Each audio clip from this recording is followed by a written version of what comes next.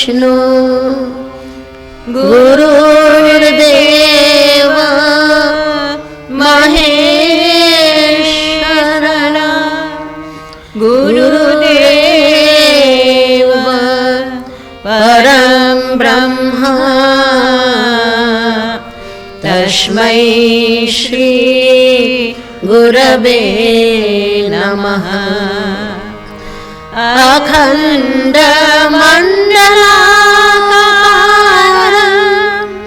व्याप्तं येन चराचरं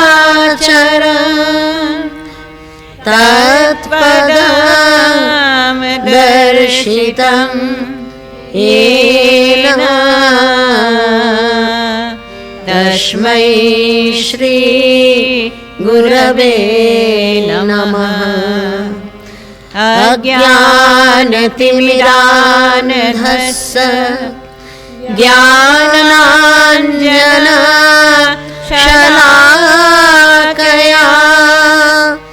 चक्षुरुन्मीलितं येन तस्मै श्री गुरवे नमः। ब्रह्मानन्दं परमसुखदं केवलं ज्ञानमूर्ति द्वन्द्वातीतं गगनसदृशं तत्तमस्यादिलक्ष्यम्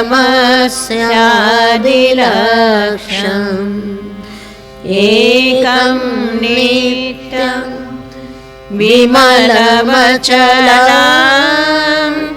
सर्वधी साक्षीभूतं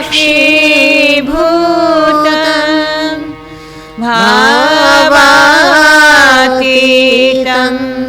त्रिगुणरहितं सद्गुरु तं नमामि। जय राम कृष्ण। प्रकृतिं परमां अभयां वरदां नररूपधरां जनतापहरां शरणागत सेवकतोषकरी प्रणमामि परां जननी जगतां गुणहीनसुतां अपराधयुतां कृपया दशमोदरमोहगतां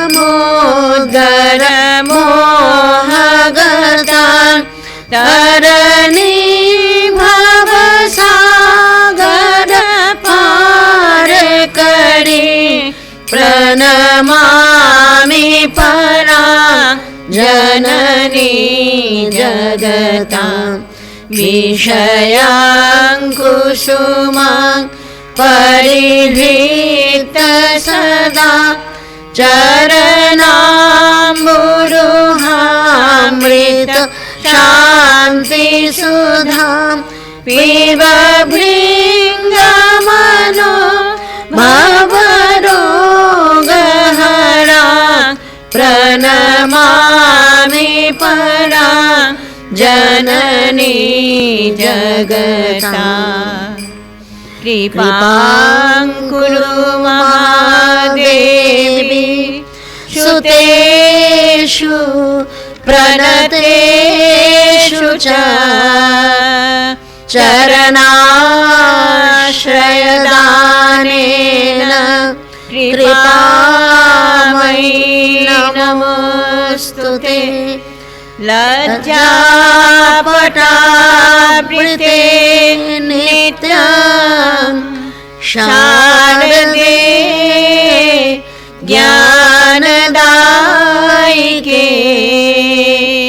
पापेभ्यो न सदा रक्ष कृपामयी नमोस्तुते।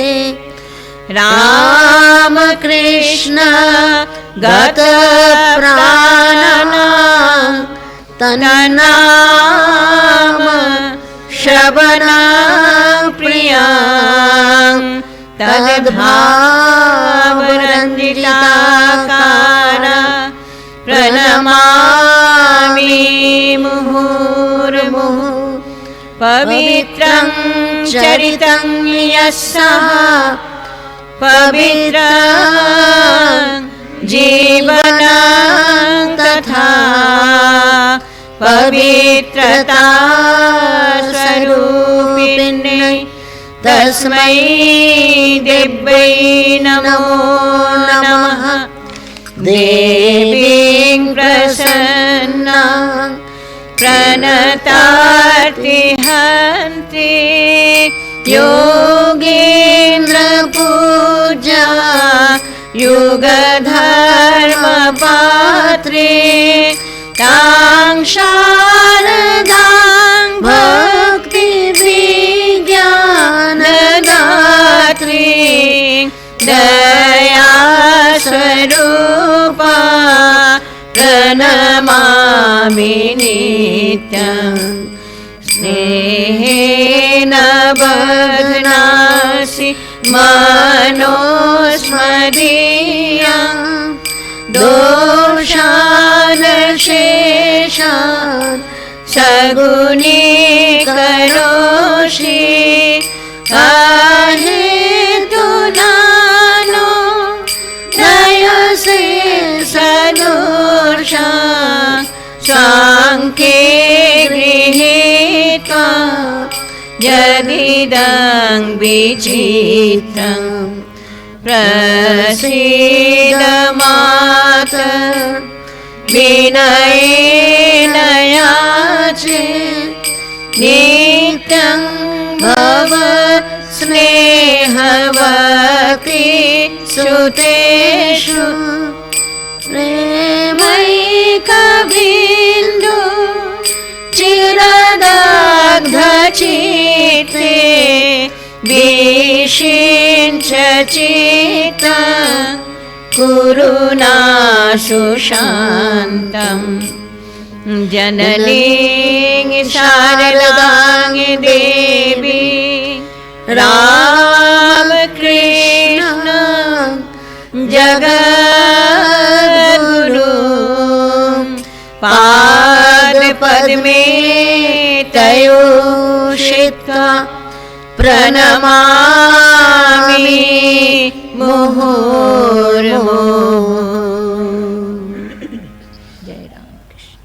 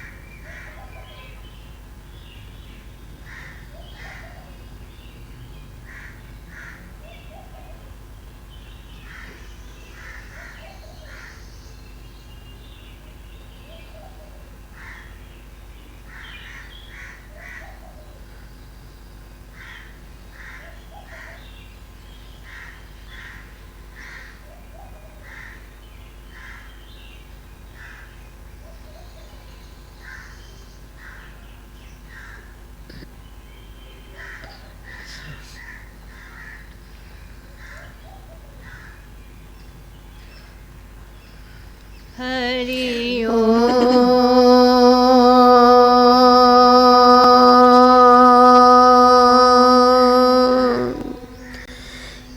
श्री गुरुभ्यो नमः। हरि ओम।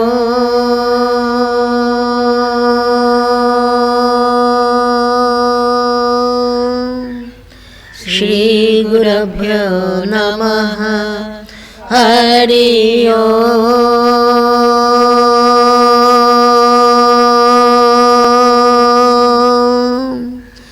श्री गुरुभ्यो नमः।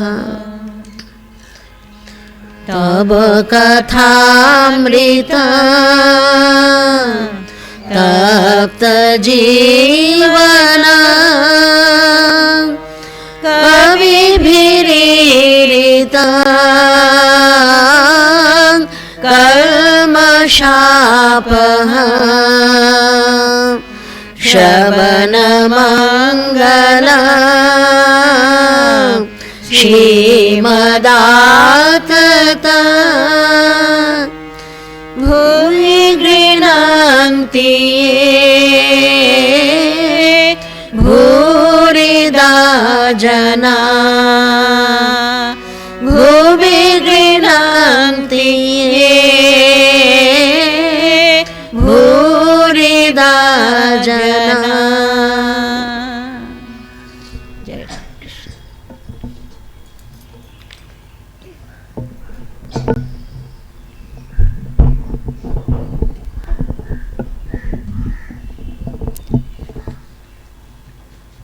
माँ की मधुर स्मृतियों से स्वामी सत्य स्वरूपानंद जी द्वारा कथित करुणामयी माँ, पेज नंबर 83। शास्त्र में लिखा है, निराकारापि साकारा कस्त्वाम वदितुम अहर्ति। निराकार होकर भी वे क्यों आकार ग्रहण करती हैं। उपासका नाम कायार्थम शेषे जगदामपि। भक्तों तथा मुमुक्षुओं के लिए मुक्ति का द्वार उन्मुक्त करने के लिए, जगत का कल्याण करने के लिए इस बार मात्र रूपिणी पराशक्ति पृथ्वी पर अवतरीर्ण हुई है। महामाया शारदा ने इस बार असंख्य अनुगतों पर अनेक प्रकार से शत रूपों में कृपा की। उपासका नाम कायार्थ शेष से जगदामपि। उपासकों की कार्य सिद्धि तथा जगत के कल्याण हेतु शतरूपा शारदा की शत रूपों में अभिव्यक्ति हुई है। मेरा यह छोटा सा जीवन ज्योति स्वरूपिणी शारदा के शतरूपों की एक रश्मि पाकर ही निहाल हो गया। जीवन की इस शांत बेला में वो भास्वर ज्योति आज भी परम उज्ज्वल चिन्ह सत्ता के रूप में अम्लान बनी हुई है। जो अभिव्यक्त है, जो अनचित है, उन्हें भाषा में व्यक्त करने का ये मेरा क्षीण प्रयास है। मेरी आयु उस समय 24-25 वर्ष की रही होगी। 1919 ईस्वी में मैं कटिहार के एक स्कूल में शिक्षक के रूप में कार्य करता था। एक मेस में रहकर वहीं से स्कूल के लिए आना जाना करता था। वहीं अगोर भाबू नामक एक सज्जन के साथ परिचय हुआ। एक दिन मैंने देखा कि उनके निर्माणाधीन मकान से गेरुआ वस्त्र पहने एक व्यक्ति हमारी मेस की ओर चले आ रहे हैं। कई दिनों तक बार बार उन्हें मेस में आते देखकर कुतूहलवश पूछताछ की तो पता चला कि वे बेलूर मठ के सन्यासी हैं और धर्म प्रचार करने हेतु कटिहार आए हैं। अगोर बाबू के मकान के पारिवारिक स्नानागार में असुविधा होने के कारण अगोर बाबू की व्यवस्था के अनुसार स्नान आदि से निपटने के लिए वे नित्य हमारे मेस में आया करते थे। साधु सन्यासियों के प्रति मेरे मन में एक स्वाभाविक आकर्षण होने के कारण कुछ दिनों के भीतर ही उनके साथ मेरा परिचय भी हो गया। बातचीत से पता चला कि उनका नाम स्वामी ज्ञानानंद है, परंतु वे ज्ञान महाराज के रूप में ही परिचित हैं। उन्होंने जयराम बाटी में काफ़ी काल तक श्री रामकृष्ण देव की सहधर्मणि शारदामणि देवी की भी सेवा की थी। उन्हीं से मुझे माताजी के जीवन के अनेक अंतरंग बातें सुनने को मिली। पता चला कि कि माँ की स्नेहपूर्ण करुणा से कितने ही भक्तों के जीवन की दिशा ही बदल गई। यही सब सुनते सुनते मेरे मन में भी एक बार माँ के दर्शन करने की इच्छा हुई। ज्ञान महाराज के सामने ये बात रखने पर उन्होंने उत्साहित करते हुए आगामी दुर्गा पूजा की छुट्टियों में ही जयराम बाटी जाकर माँ के दर्शन करने को कहा। 1919 ईस्वी की पूजा की छुट्टियों में ज्ञान महाराज स्वयं ही मुझे अपने साथ जयराम बाटी ले गए थे। माँ उन दिनों अपने नए मकान में थी। वहीं मकान के बाहरी कमरे में मेरे रहने की व्यवस्था हुई। मन में अनेक कल्पनाएं लेकर मैं जयराम बाटी गया था। ज्ञान महाराज ने मकान के भीतर जाकर समाचार दिया और मेरे लिए माँ के दर्शन की व्यवस्था करा दी। राम में महाराज स्वामी गौरीश्वरानंद जी तब माँ के सेवक के रूप में वहीं थे। उनका व्यक्तित्व मुझे बड़ा ही अच्छा लगा था। वे ही मुझे माँ के पास ले गए। माँ उस समय अपने कमरे की चौकी पर पाँव लटकाए बैठी थीं। मैंने माँ को प्रणाम किया। माँ के हाथ पाँव का गठन तथा चेहरा देखकर मुझे अपनी दादी माँ की याद आ गई थी। उनके भीतर उस समय मुझे कोई देवी भाव नहीं दिखा। उनके हाथ पाँव का गठन बड़ा कर्मठ और कठोर प्रतीत हुआ। यदि वे स्वयं ही अपना स्वरूप व्यक्त न कर दें तो उन्हें समझ पाने की भला किसमें सामर्थ्य है। माया बहुरूपिणी अपना स्वरूप उन्होंने माया से आवृत कर रखा है और साथ ही हमारी दृष्टि तथा बुद्धि को भी आच्छन्न कर रखा है। लगता है तब भी मेरा समय नहीं आया था। सुना कि माँ का स्वास्थ्य ठीक नहीं है। ज्ञान महाराज की इच्छा थी कि मैं उसी बार माँ से दीक्षा ले लूँ, परंतु माँ ने कहा, बेटा अभी तबीयत ठीक नहीं है, दीक्षा बाद में होगी। मेरा मन भी संभवतः इसके लिए ठीक तैयार नहीं हो सका था, इसलिए शायद माँ ने मुझे तत्काल स्वीकार नहीं किया। उस बार मैं वहाँ कई दिन रहा। मैंने दूर से ही माँ को अनेक बार उनके घरेलू परिवेश में कामकाज में व्यस्त देखा, परंतु मन में सचमुच ही किसी उच्च भाव की अनुभूति नहीं हुई। तो भी इतना बोध अवश्य हुआ था कि माँ स्नेहमयी हैं और अपने किसी निकटतम संगी के समान हैं। विदा लेते समय जब मैं उन्हें प्रणाम करके निकल रहा था, तब माँ ने स्वयं ही मेरे मुख की ओर देखते हुए एक बात कही। मेरे पहले जो लोग प्रणाम करने गए थे, उन लोगों ने फूल, बिल पत्र आदि के साथ उन्हें पत्तों सहित आंवले की एक डाली भी दी थी। माँ उस समय पूजा के आसन पर ही बैठी थी। प्रणाम के बाद माँ ने सहसा आंवले के उन पत्तों को उठाकर मुझे दिखाते हुए कहा, जानते हो बेटा, आंवले के ये पत्ते भी बिल पत्र के समान ही शिव जी को अत्यंत प्रिय हैं। उन्होंने ये बात क्यों कही नहीं जानता, परंतु उनका वो विधान मुझे आज भी स्मरण है। मैं अपने कर्म स्थल को लौट आया, परंतु मन बीच बीच में जयराम बाटी की ओर दौड़ जाता था।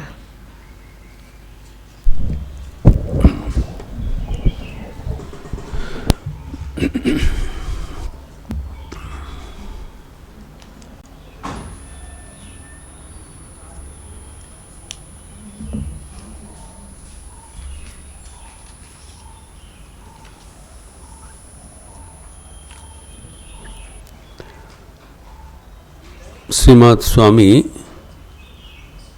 सत्स्वरूपानंद जी के ये स्मृति चरण हम देखते हैं कि श्री माँ के साथ इनका संयोग कैसे हुआ और कैसे इनका आध्यात्मिक जीवन का गठन हो रहा है। सत्स्वरूपानंद जी दीर्घकाल बनारस में काशी सेवाश्रम में रहा करते थे। उनको दर्शन एवं बातचीत करने का हमारा सौभाग्य मिला था। बहुत ही पहुंचा हुआ ये सन्यासी थे।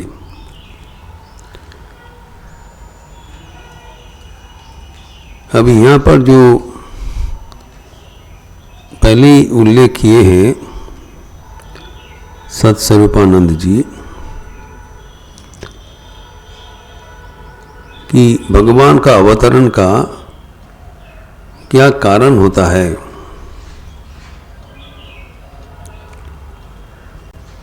परमात्मा एक है, निराकार है, सर्वव्यापी है, लेकिन वो निराकार होकर भी क्यों आकार ग्रहण करते हैं, इसका उत्तर, प्रश्न भी उत्तर दोनों ही दिया है। उनका आकार ग्रहण करने का उद्देश्य है उपासका नाम कार्यार्थ श्रेयसे जगदामपि।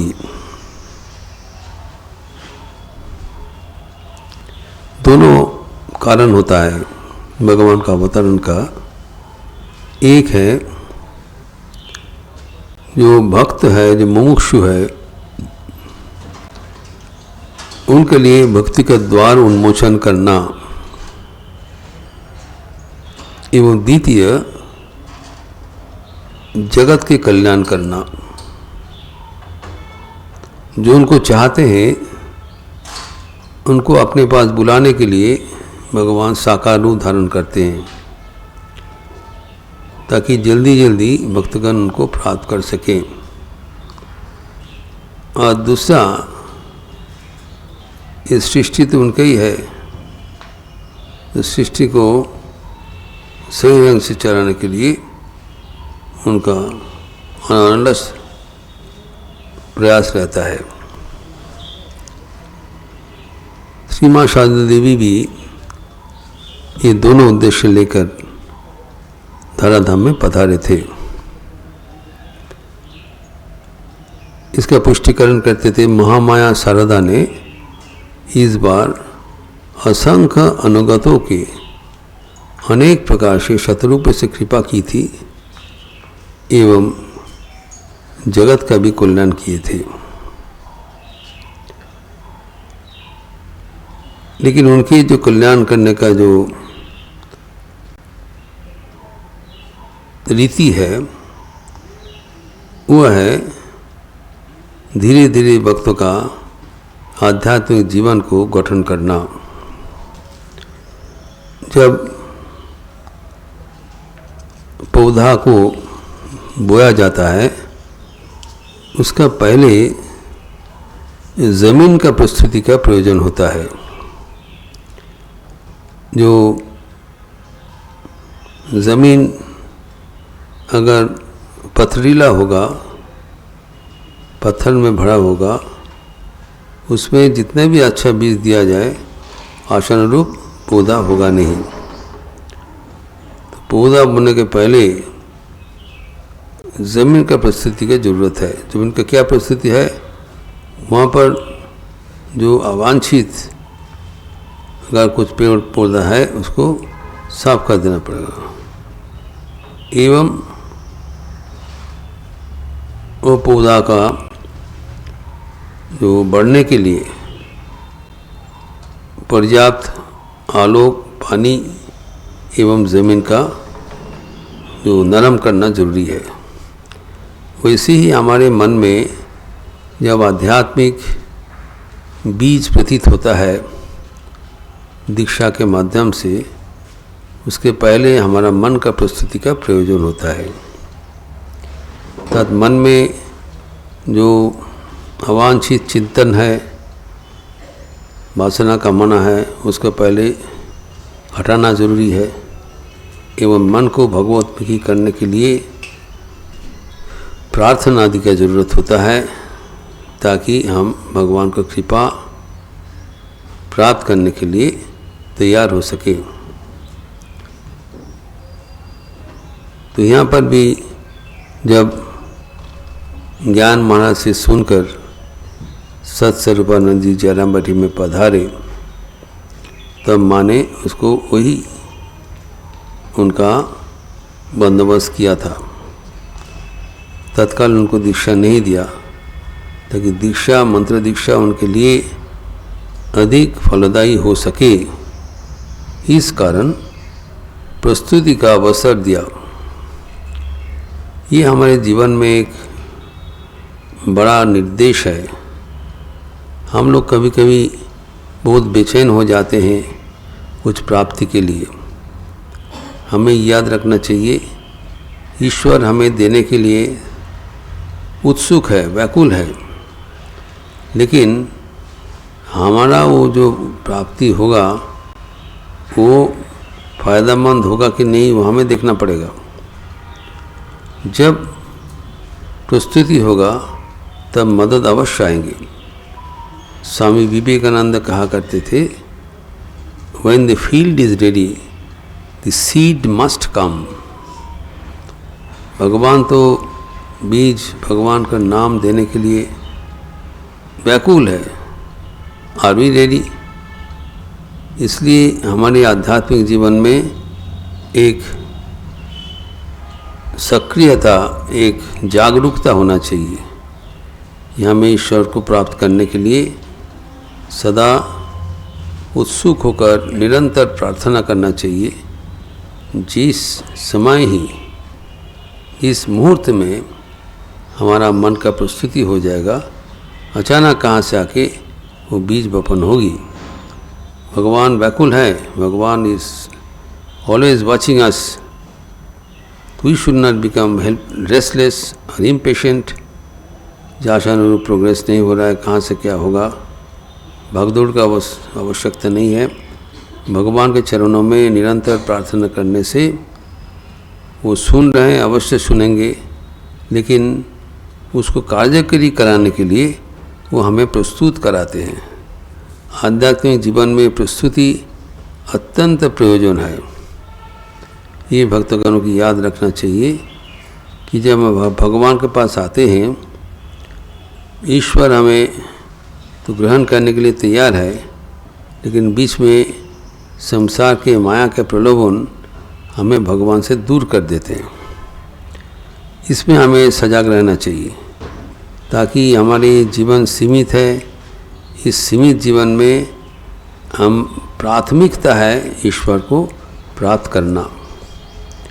जीवन में अनेक चीज़ हमें चाहिए होती है, अनेक कुछ प्राप्त करने की इच्छा रहता है, लेकिन हमें सर्वदा याद रखना चाहिए कि सीमित जो हमारा आयु है, इसको सबसे पहले प्राथमिकता है ईश्वर प्राप्त करना, जिसके लिए ही हमारे मनुष्य जीवन प्राप्त हुआ है। और ईश्वर प्राप्ति करने के लिए भगवान का सहज समाधान है, जे चाहे से पाए, whoever wants will get it। हमें एक प्रश्न करना चाहिए, खुद अपने को पूछना चाहिए, हम क्या चाहते हैं? Do we really want?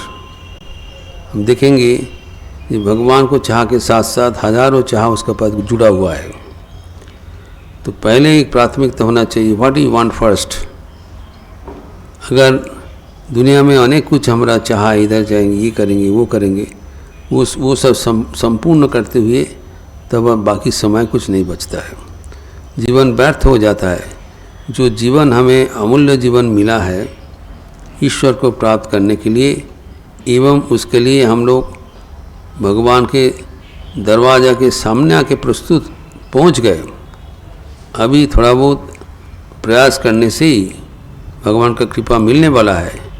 इस समय में, इस मुहूर्त में ये अवसर को छोड़ देना, ये हमारे जीवन का चरम व्यर्थता का कारण होगी। तो भक्तगणों से निवेदन है कि ये जब कृपा करके ठाकुर माँ स्वामी जी हमें इतना तक पहुँचा दिया, हमारे मन में ईश्वर प्राप्त करने के लिए इच्छा के उपस्थित हुआ, अनेक भक्तों का दीक्षा भी हो चुका है।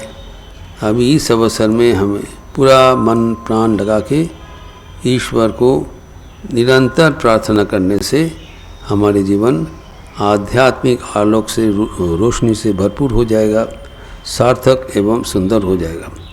ये जो स्वर्णिम अवसर हमारे जीवन में मिला है, इसको छोड़ देना बिल्कुल सही नहीं होगा। जब आप सबको याद रखना चाहिए कि हम लोग साधारण कोई व्यक्ति नहीं है। हमारे जीवन में भगवत प्राप्ति के लिए पर्याप्त अवसर मिला है। भगवान हमें कृपा करके एकदम मानो जो उनके दरवाज़ा तक पहुंचा दिया। ये हमारे ये जो अवसर है, इसका पूर्ण सद्व्यवहार होना चाहिए। इस अवसर को छोड़ देना बिल्कुल हमारे व्यर्थता का कारण होगा। जब हम लोग साधारण व्यक्ति नहीं है, साधारण जो जीव है वो ईश्वर के बारे में कुछ नहीं जानते हैं। तो ये कहा जाता है कि बहुनाम जन्म नाम अंते ज्ञानवान मांग प्रपद्यते वासुदेव सर्वमिति स महात्मा सुदुर्लभ। जो अनेक जन्म पार करने के बाद ही ईश्वर के पास हमारा मन भगवतमुखी होता है। लाखों लाखों व्यक्ति को मनुष्यानाम सहस्रेषु कुश्चिज्यते सिद्ध। ये जो हजार हजार लाख लाख जो व्यक्ति है जो विषय के पीछे दौड़ है, उसके छोड़ के हमारे मन ईश्वर पर हमारा रुचि पैदा हुआ है। We are all having a taste for God. इसी के लिए ना हम लोग आए हैं। तो अभी इस अवसर पर जब अनेक जन्म पार करके भगवान की कृपा से हम उनके दरवाज़ा पर पहुंच गए, अभी इस समय में सब कुछ छोड़ के उनको प्रार्थना करने से ही वो प्रार्थना पूर्ण करेंगे। मैं पहले बता दिया वो फॉर्मूला, जी चाय से पाए ठाकुर ने कहा करते थे। अगर हम मांगेंगे तो ज़रूर उनको पूर्ण होगा। हमें ठाकुर के चरणों में, माँ के चरणों में भक्ति प्रार्थना करना चाहिए, ताकि भक्ति से हमारा जीवन भरपूर हो जाए, सार्थक हो जाए, सुंदर हो जाए। जननीं सरदां देवीं रामकृष्णं जगद्गुरुं पादपद्मे तयोः श्रित्वा प्रणमामि मुहुर्मुहुः।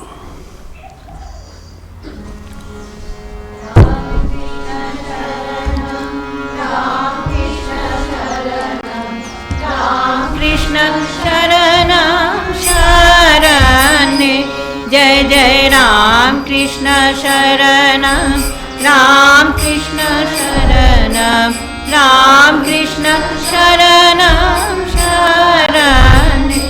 प्रभु कृपा ही केवलम कृपा ही केवलम कृपा ही केवलम शरणे। प्रभु कृपा ही केवलम कृपा ही केवलम कृपा ही केवलम शरणे। जय जय राम कृष्ण शरणं राम कृष्ण शरणं राम कृष्ण शरणं शरणे। जय जय राम कृष्ण शरणं राम कृष्ण शरणं राम कृष्ण शरणं शरणे। प्रभु शरणागतोऽहं शरणागतोऽहं शरणागतोऽहं शरणे। प्रभु शरणागतोऽहं शरणागतोऽहं शरणागतोऽहं शरणे। जय जय राम कृष्ण शरणं राम कृष्ण शरणं राम कृष्ण शरणं शरणे। जय जय राम कृष्ण शरणं राम कृष्ण शरणं राम कृष्ण शरणं शरणे। बोलो नमो श्री गुरवे नमो श्री गुरवे नमो श्री गुरवे नमो नमो। बोलो नमो श्री गुरवे नमो श्री गुरवे नमो श्री गुरवे नमो नमो। राम कृष्ण जय जय राम कृष्ण जय जय राम कृष्ण जप जप राम कृष्ण जप जप राम कृष्ण गाहो गाहो राम कृष्ण गाहो गाहो राम कृष्ण जय जय राम कृष्ण जय जय राम कृष्ण शरणं राम कृष्ण शरणं राम कृष्ण शरणं शरणे जय राम कृष्ण शरणं शरणे जय जय राम कृष्ण शरणं शरणे सर्वमङ्गल माङ्गले शिवे सर्वार्थ साधिके शरण्ये त्र्यम्बके गौरी नारायणी नमोस्तुते सृष्टि स्थिति विनाशानां शक्तिभूते सनातने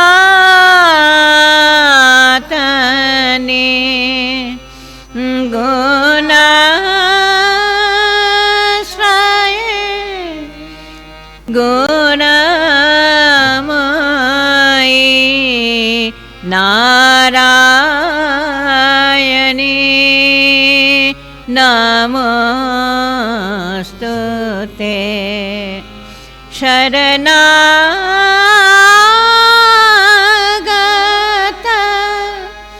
दीनार्थ परित्राण परायणे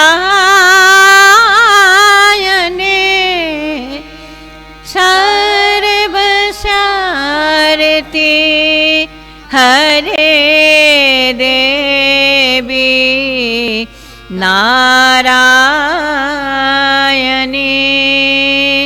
नमोस्तुते जय नारायणी नमोस्तुते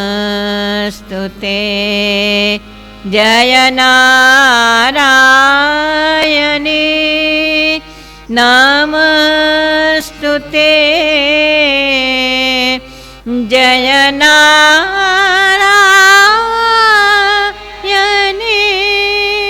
नमोस्तुते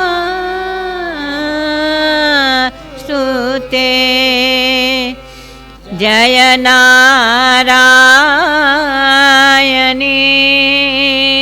नमोस्तु जय महामाई की जय जय भगवान श्री राम कृष्ण देव की जय जय स्वामी जी महाराज जी की जय जय राजा रामचंद्र जी की जय जय गंगा माई की जय।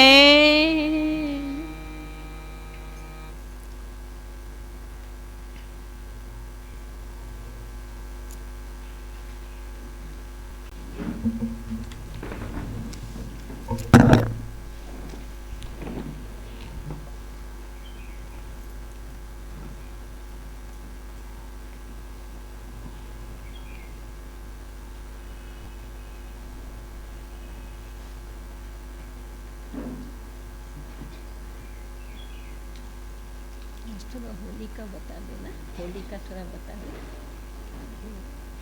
हम लोग ऐसा करेंगे, 8 को होली है, मैंने खेलना, एक दिन पहले तो होली का दहन 8 को, फिर 9, 10, 9 छोड़ लो, 10, 11 में एक दिन रख लेंगे रीना मंदिर के, तो रीना पूल सिस्टम करके हम लोग का लंच ब्रेक वो हम नीपा को देंगे जिम्मेदारी, नीपा करेगी।